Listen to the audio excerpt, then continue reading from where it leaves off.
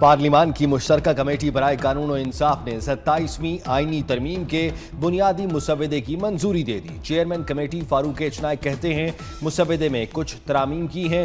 خیبر پختونخوا کا نام تبدیل کرنے کی تجویز مسترد کر دی گئی۔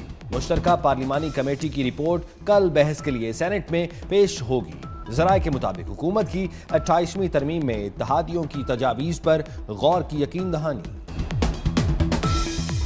قانون اور عوام کی عدالت میں جواب دہ ہوں، استثنا نہیں چاہیے۔ شہباز شریف کی وزیر اعظم کو فوجداری مقدمات سے استثنے کی شق 27ویں ترمیم سے نکالنے کی ہدایت۔ سوشل میڈیا پر بیان میں کہا، آذربائیجان سے واپسی پر اس شق کا پتہ چلا۔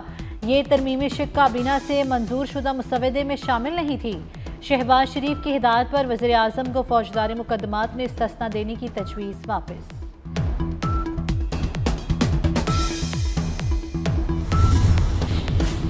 سینٹ میں 27ویں آئینی ترمیم کی منظوری کے لیے وزیر اعظم متحرک، حکومتی اور اتحادی سینیٹرز کے اعزاز میں عشائیہ Noon league, Peoples Party, M Q M, B A P اور اے این پی کے سینیٹرز شریک۔ پارلیمنٹ سے آئینی ترمیم کی منظوری کے لیے 2/3 حمایت درکار۔ سینٹ سے 64 ووٹ چاہیے۔ حکومت نے جے یو آئی کی حمایت کے بغیر ہی مطلوبہ نمبر پورے کر لیے۔ قومی اسمبلی میں بھی حکومت کو 2/3 اکثریت حاصل۔ اتحادی جماعتوں کے سینیٹرز کو کل ناشتہ بھی کروایا جائے گا۔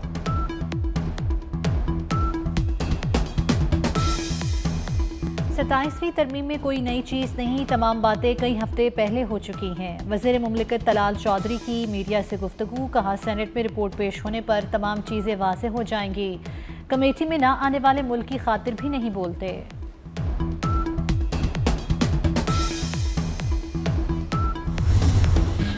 27th امینڈمنٹ کو لے کے کل پارٹی کا موقف اور اپوزیشن کا جو موقف سامنے آیا ہے، میں یہ پوچھنے میں حق بجانب ہوں، پارلیمان کی برتری کی بات کر رہے تھے، آج وہ اس کی مخالفت میں کیسے کھڑے ہو سکتے ہیں؟ اگر ججز کو نکالنے کا اختیار اور ان کی اپوائنٹمنٹ کا اختیار پارلیمان میں آئے تو کیا یہ پارلیمنٹ کی سپریمیسی ہے یا اس کی ڈیموشن ہے؟ 27ویں آئینی ترمیم کے حق میں ہوں۔ اسپیکر پنجاب اسمبلی ملک محمد احمد خان کا تقریب سے خطاب، کہا ججز کی تعیناتی کا اختیار پارلیمنٹ میں آئے تو کیا یہ بری بات ہے؟ ہم پارلیمان کی برتری کی بات کرتے ہیں، اپوزیشن مخالفت کیوں کر رہی ہے؟ ججز کی تعیناتی اور ججز کا مواخذہ پارلیمنٹ کے پاس ہوگا تو پارلیمنٹ معتبر ہوگی۔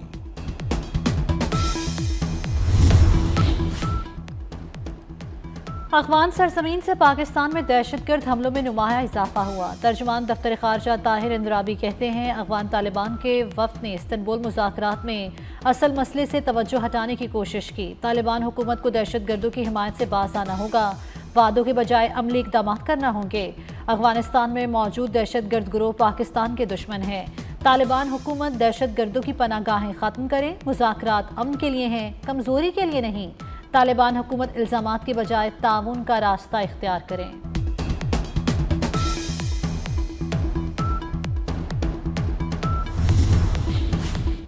ایران کی پاکستان اور افغان طالبان کے مذاکرات میں ثالثی کی پیشکش، وزیر خارجہ اسحاق ڈار سے ایرانی ہم منصب کا ٹیلی فونک رابطہ۔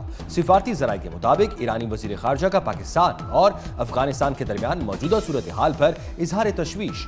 عباس عراقچی نے پاکستان اور افغانستان کو بات چیت جاری رکھنے پر زور دیا۔ اسحاق ڈار نے پاک افغان مذاکرات اور موجودہ حالات پر روشنی ڈالی۔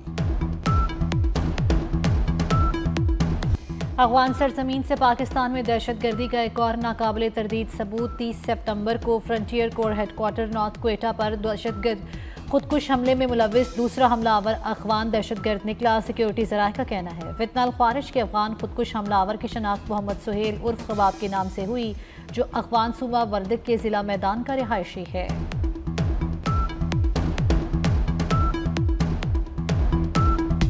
امت نے عالم اسلام کے خلاف لڑائی متحد ہو کر نہ لڑی تو ہم سب کی حالت بھی غزہ اور مقبوضہ کشمیر کی طرح ہوگی۔ وزیر دفاع خواجہ آصف کی سیالکوٹ میں میڈیا سے گفتگو، کہا علامہ اقبال کا کلام ہمیشہ زندہ و پائندہ رہے گا۔ بدقسمتی سے ہم علامہ اقبال کا پیغام بھلا بیٹھے۔ امت اس وقت بھٹکی ہوئی ہے، غزہ سے کشمیر تک ظلم ہو رہا ہے۔ اللہ تعالی ہمیں اپنے مظلوم بہن بھائیوں کی مدد کی توفیق دے۔ Chairman joint chiefs general Sahir Shamshad Mirza کا دورہ سعودی عرب، سعودی مسلح افواج کے chief of general staff general Fayyadh Alhamed Alruwaili سے ملاقات، پاک سعودی عرب دفاعی شراکت کے فروغ کا عزم دہرایا۔ سعودی عرب کی جانب سے جنرل ساحر شمشاد کو King Abdulaziz medal of honour سے نوازا گیا۔ سربراہ مسلم لیگ کاف چودھری شجاعت حسین سے جرمن سفیر کی ملاقات، دو طرفہ تجارت بڑھانے کے لیے عملی اقدامات کی ضرورت پر زور دیا۔ جرمن سفیر نے چودھری شجاعت حسین کی خیریت دریافت کی۔ وفاقی وزیر اوورسیز پاکستانیز چودھری صالح حسین اور وزیر صنعت پنجاب چودھری شافع حسین بھی ملاقات میں موجود تھے۔ شاعر مشرق علامہ محمد اقبال کا 148واں یوم ولادت، لاہور میں مزار اقبال پر گارڈز تبدیلی کی پروقار تقریب، پاک بحریہ کے چاق و چابند دستے نے گارڈز کے فرائض سنبھالے۔ مہمان خصوصی ریئر ایڈمرل سہیل احمد اعظمی نے پاکستان رینجرز اور پاک بحریہ کے دستوں کا معائنہ کیا۔ مزار اقبال پر پھول رکھے۔ سیالکوٹ میں اقبال منزل میں یوم اقبال کی مناسبت سے تقریب، اقبال منزل میں علامہ اقبال کے زیر استعمال اشیاء آج بھی محفوظ۔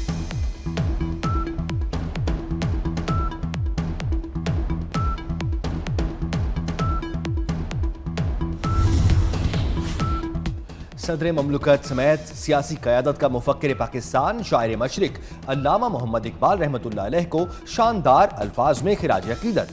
صدر آصف زرداری کا کہنا ہے شاعر مشرق کا ویژن آج بھی ہماری ترقی کی سمت متعین کرتا ہے۔ وزیر اعظم شہباز شریف نے کہا علامہ اقبال کی شاعری عمل اور خود شناسی کی لازوال دعوت ہے۔ وفاقی وزیر داخلہ محسن نقوی نے اپنے پیغام میں کہا آج ہمیں اپنے ملک کی تعمیر و ترقی کے لیے اقبال کا پیغام۔ لاہور میں سانسیں کھل کر سانس لینے کو ترس گئے، اسموک کے باعث فضا انتہائی آلودہ۔ دنیا کے آلودہ ترین شہروں میں آج لاہور کا دوسرا نمبر، ایئر کوالٹی انڈیکس 316 تک جا پہنچا۔ فیصل آباد، ملتان اور گجرانوالہ کی فضائیں بھی اسموک سے متاثر۔ کراچی کا دنیا کے فضائی آلودگی والے شہروں میں چھٹا نمبر۔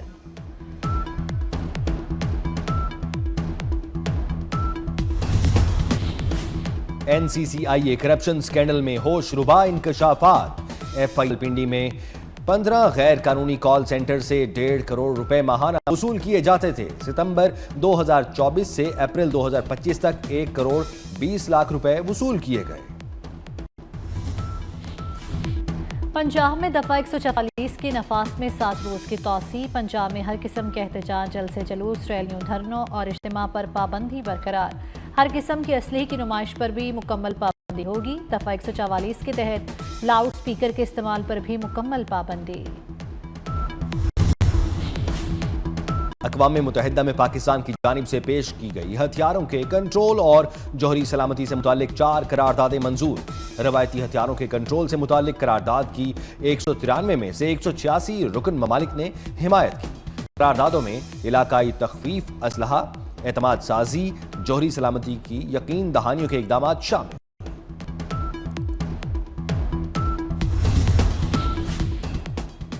روسی صدر ولادیمیر پوٹن نے جوہری تجربے کی تیاری کا حکم دے دیا۔ روسی وزیر خارجہ سرگئی لاروف نے تصدیق کرتے ہوئے بتایا کہ صدر کی ہدایت پر عمل جاری ہے، عوام کو نتائج سے آگاہ کیا جائے گا۔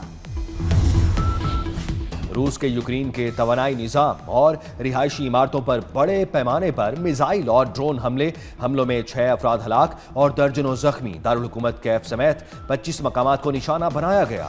روسی فوج نے 450 سے زائد ڈرونز اور 45 میزائل داغے۔ غزہ میں جنگ بندی کے باوجود اسرائیل کے وحشیانہ حملے، مزید 3 نہتے فلسطینی شہید۔ 7 اکتوبر 2023 سے اب تک فلسطینی شہداء کی مجموعی تعداد 29,000 سے تجاوز۔ غزہ کے ملبے میں دبی لاشیں تلاش کرنے اور نکالنے کا سلسلہ جاری۔ اسرائیل نے مزید 15 فلسطینیوں کی میتیں حوالے کر دیں۔ اسرائیل اب تک 300 فلسطینیوں کی میتیں حوالے کر چکا۔ حماس نے ایک اور لاش اسرائیل کے حوالے کر دی۔ غزہ میں رہ جانے والے یرغمالیوں کی لاشوں کی تعداد 5 رہ گئی۔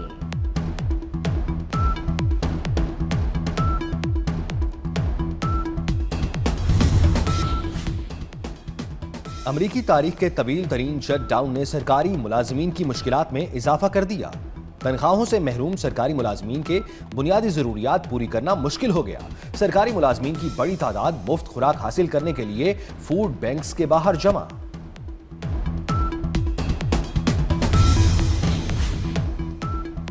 سمندری طوفان فلپائن اور خوفناک بگولوں نے برازیل میں تباہی مچا دی۔ فلپائن میں 188 افراد ہلاک، 130 سے زائد لاپتہ ہو گئے۔ برازیل میں طوفانی بگولوں کے باعث حادثات میں 6 افراد جان سے گئے۔ برازیل میں طوفانی بگولوں سے ہونے والی تباہی کے ڈرون مناظر نے دل دہلا کر رکھ دیے۔ کرتارپور میں بابا گرو نانک کے 556ویں جنم دن کی تقریبات جاری۔ وزیر اقلیتی امور پنجاب رمیش سنگھ اروڑا کہتے ہیں پاکستان نے سکھ یاتریوں کا راستہ کبھی نہیں روکا، کرتارپور راہداری کھول کر سکھ قوم کو تحفہ دیا۔ بھارت نے ہمیشہ رکاوٹیں پیدا کی۔ کرتارپور میں سیلابی پانی کا فوری نکاس یقینی بنانے پر فیلڈ مارشل سید عاصم منیر کی تحسین۔ پاکستان نے چھٹی بار ہانگ کانگ سکسر ٹورنامنٹ جیت لیا۔ پاکستان نے فائنل میں کویت کو شکست دی۔ پاکستان نے مقررہ 6 اوورز میں 3 وکٹوں کے نقصان پر 135 رنز بنائے۔ کویت مقررہ اوورز میں صرف 92 رنز بنا سکی۔ Chairman P C B Mohsin Naqvi کی پاکستان ٹیم کو مبارکباد۔ پاکستان نے فائنل میں کویت کو شکست دی۔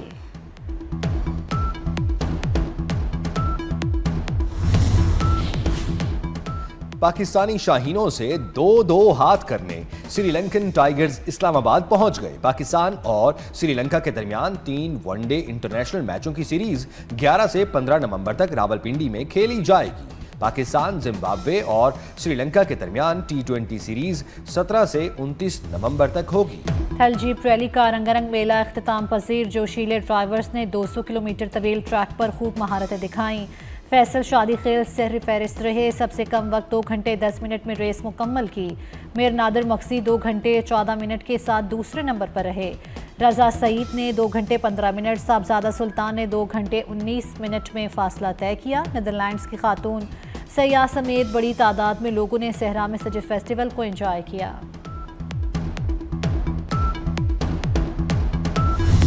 آئیں بے سہارا اور بے گھر بچوں کو گود لیں۔ پاکستان سمیت دنیا بھر میں آج اڈاپشن ڈے۔ بے گھر بے سہارا بچوں کی کفالت اور گود لینے کی اہمیت بڑھ رہی ہے۔ آج کا دن ان بچوں کے نام جن کی معصوم آنکھیں کسی کی پیار بھری آغوش کی اور لفظوں کی مالا کو اپنی خوبصورت آواز کے دھاگے میں پرونے والی گلوکارہ مالا بیگم کا آج یوم پیدائش۔ مالا بیگم نے پاکستان فلم انڈسٹری کے لیے انتہائی مقبول گیت گائے۔ 9 نومبر 1939 کو فیصل آباد میں پیدا ہوئی۔ اصل نام نسیم نازلی تھا۔ پاکستان فلم انڈسٹری کے لیے شاہکار گیت گائے۔